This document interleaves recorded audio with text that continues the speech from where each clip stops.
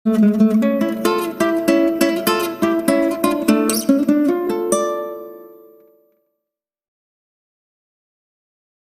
pendengar Novel Yuk, bersama kami yang akan menemani hari kalian agar lebih berwarna. Pastikan kalian dukung channel ini dengan cara like, komen, dan subscribe. Yaudah yuk, sekarang kita langsung aja mulai ceritanya. Gila, dirinya pasti sudah benar-benar gila, pikir Jenny. Dia benar-benar menawarkan hal itu pada Elma. Gadis 19 tahun yang masih polos dan harusnya hidup bahagia menikmati masa remajanya. 19 tahun, Jenny. Sekali lagi, 19 tahun. Rasanya tidak cukup bagi Jenny untuk memaki dirinya hanya sekali, puluhan atau bahkan ratusan kali pun rasanya tidak cukup.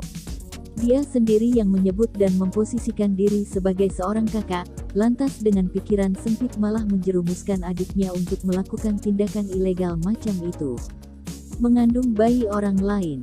Tanya Elma dengan suara tercekat. Jenny masih ingat jelas bagaimana Elma bertanya mengenai maksud ucapannya saat itu. Bodohnya mulut Jenny tetap saja lebih dulu bekerja dan menjelaskan dengan lancar perihal ibu pengganti yang dia maksud. Trauma. Jenny mengangguk. Laki-laki ini tidak bisa menyentuh wanita, lebih tepatnya memang tidak mau. Satu-satunya wanita yang bisa dia sentuh hanya ibunya, tidak lebih dari itu. Tangis Elma memang sudah sepenuhnya berhenti, dan itu malah membuat Jenny lebih gugup karena ini berarti penjelasannya benar-benar dinantikan gadis itu. Itu artinya orang ini tidak bisa berhubungan dengan wanita manapun, Elma. Bukan hanya tidak bisa, melainkan dia terlalu congkak hingga merasa tidak perlu dan tidak mau. Tapi di sisi lain, laki-laki ini dituntut untuk segera memiliki keturunan, agar garis keturunan keluarganya tidak putus dan memiliki ahli waris atau pemimpin pengganti di masa depan. Benar-benar ahli waris yang berdasarkan hubungan darah, bukan adopsi atau semacamnya. Itu kenapa laki-laki ini menginginkan ibu pengganti. Tepat, seperti yang Jenny tahu. Elma memang gadis yang pintar. Tapi apa nantinya tidak akan ada masalah. Dari apa yang kakak ceritakan, orang ini jelas orang berada. Publik tentu akan tahu dan bertanya-tanya dari mana anak itu berasal, atau juga keluarganya yang mempertanyakan bagaimana anak itu bisa hadir tanpa hubungan yang sewajarnya. Mereka sudah tahu. Satu keluarga itu sudah tahu, bahkan kakeknya sendiri yang menyarankan cara ini. Mereka tidak peduli bagaimana caranya, karena yang mereka inginkan adalah anak biologis untuk mewarisi kerajaan bisnis mereka. Soal bagaimana mereka memperkenalkannya pada publik, percayalah, Elma, orang-orang kaya raya ini selalu punya cara untuk berkelit dari sorotan dan memiliki banyak alasan yang bisa menguatkan alibi mereka. Termasuk menyembunyikan identitas si ibu bayi. Lagi-lagi Jenny bersyukur karena Elma pintar dan bisa dengan mudah menyerap informasi. Tapi kadang kepintaran Elma yang di atas rata-rata itu membuatnya kewalahan, karena itu berarti dirinya akan menerima banyak pertanyaan macam ini atau bahkan lebih sulit lagi. Namun apa daya, nasi sudah menjadi bubur. Elma sudah tahu salah satu rahasia terbesarnya dan Jenny tidak mungkin hanya berhenti sampai di sini. Sebenarnya ada alasan khusus kenapa baik ibu pengganti atau pemohon tidak diperkenankan tahu identitas masing-masing. Mereka ingin menghindari konflik yang mungkin terjadi di masa depan. Itu kenapa ketika ibu pengganti bersedia menerima perjanjiannya pun hanya pengacara mereka yang akan tahu, juga orang-orang di bidang medis yang turut serta dalam hal ini. Selebihnya, tidak ada. Semuanya harus ditutup rapat-rapat. Elma mengerjap, lalu mengangguk kaku dan meninggalkan tatapannya dari Jenny. Kembali menunduk dengan tangan yang saling bertaut di pangkuan. Gadis itu mungkin berpikir bahwa cerita yang Jenny sampaikan barusan adalah cara wanita itu untuk menghiburnya agar berhenti menangis. Berhasil memang, tapi sepertinya Elma belum menyadari maksud sebenarnya di balik cerita yang Jenny sampaikan. Jenny menelan ludah, meneruskan ceritanya. Dan biaya yang keluarga ini keluarkan untuk menemukan ibu pengganti demi mengandung anaknya, bisa bahkan melebihi angka yang kamu butuhkan untuk operasi transplantasi ginjal Tante Arini. Detik itu juga Elma dibuat terdiam. Melempar tatapannya kembali pada Jenny yang sama sekali tidak terlihat seperti sedang bercanda atau berbohong. Gila, gila, gila. Aku pasti benar-benar gila. Bagaimana kalau Tante Arini tahu kalau aku baru saja menjerumuskan anaknya? Maki Jenny sambil mengamit helaian rambutnya dengan emosi, melempar kepalanya ke sandaran kursi dengan desah yang tidak habis. Dia merasa bersalah, tapi juga tidak di saat bersamaan. Pikirannya benar-benar kacau, terombang-ambing tidak karuan. Apalagi setelah Elma benar-benar datang ke flatnya malam itu, dengan keputusasaannya menerima tawaran itu tanpa banyak pertimbangan. Meski sudah lewat beberapa hari sejak kejadian itu, Jenny tetap dibuat gelisah, apalagi saat dirinya tengah sendiri seperti ini. Jenny takut Elma menyesali keputusannya ini di masa depan. Masih dalam kekalutannya, pintu ruang dokter diketuk pelan, mengalihkan fokus Jenny yang masih berkubang dengan rasa bersalah namun juga tidak memiliki solusi lain untuk mengatasi masalah yang menimpa Elma dan ibunya itu. Wajah Rudy sekretaris Liam yang pertama kali Jenny lihat. Diam-diam, gadis itu menduga bahwa saat ini Liam pasti juga berada di sekitarnya. Dan benar saja, begitu Rudy menggeser tubuhnya sedikit, Jenny bisa melihat sosok pria itu berdiri tak jauh.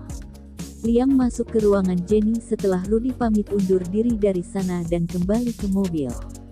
Kadang Jenny tidak mengerti sebenarnya, kenapa Rudy harus repot-repot mengekori Liam kalau akhirnya tetap menunggu di mobil. Kenapa wajahmu kusut begitu? Sama sekali tidak enak dilihat, tahu. Kamu pikir ini gara-gara siapa, brengsek? Dengus Jenny kesal, menatap pria itu dari kursinya sebelum berdiri. Apa? Memangnya aku melakukan sesuatu yang salah? Dengan ekspresi polosnya Liam menyahut, seolah benar-benar tidak tahu karena siapa Jenny menderita saat ini. Jenny memutar matanya malas. Lupakan, percuma bicara denganmu. Mau apa kamu kesini? Kening Liam berkerut, bingung dengan pertanyaan yang diterimanya. Mau apa kamu bilang? Aku kan sudah bilang, kamu lupa. Kamu pikir aku kesini untuk apa kalau bukan karena ada janji melakukan pemeriksaan denganmu?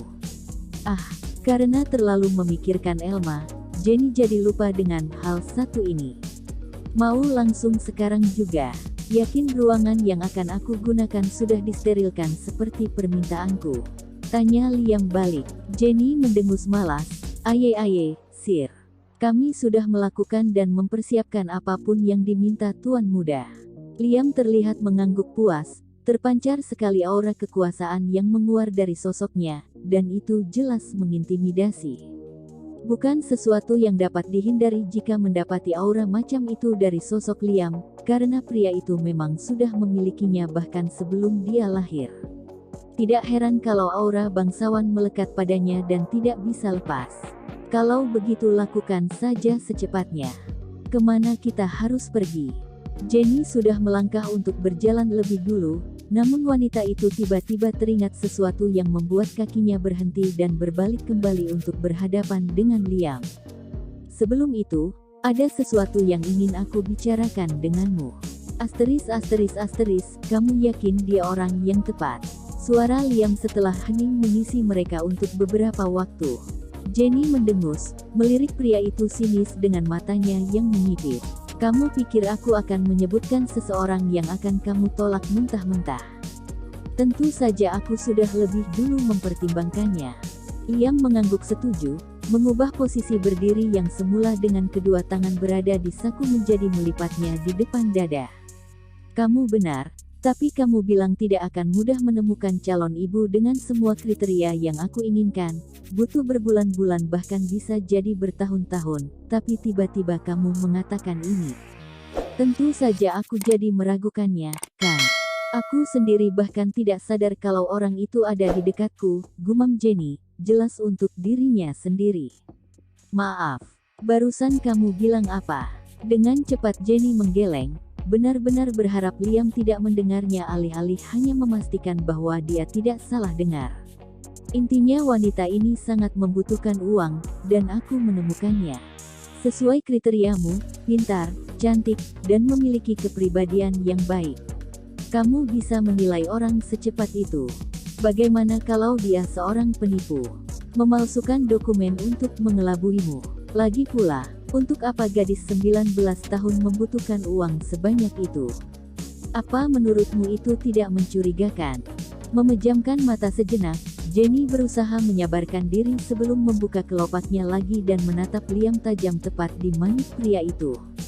Tuan Liam Tanubrata, ingat dengan ketentuan privasi. Kamu sendiri yang menginginkan bahwa tidak ada yang boleh kalian ketahui selain usia, hasil cek kesehatan, angka tes IQ, dan tes kepribadian agar di masa depan tidak ada masalah yang timbul. Dan kamu mempercayakan padaku untuk apapun ketentuan yang berada di luar hal itu. Sekali lagi, aku tidak akan mengajukan orang yang tidak memenuhi standarmu, tapi kalau kamu tidak percaya, Liam mengangkat tangan, menyerah. Pria itu sedikit bergidik dengan tatapan serius yang dia terima dari Jenny. Wanita itu benar-benar menyeramkan kalau dalam mode seperti ini, memang tidak seharusnya dia meragukan apapun yang sudah dia percayakan pada wanita itu. Intinya bukan urusanmu untuk apa gadis seusianya membutuhkan uang sebesar itu.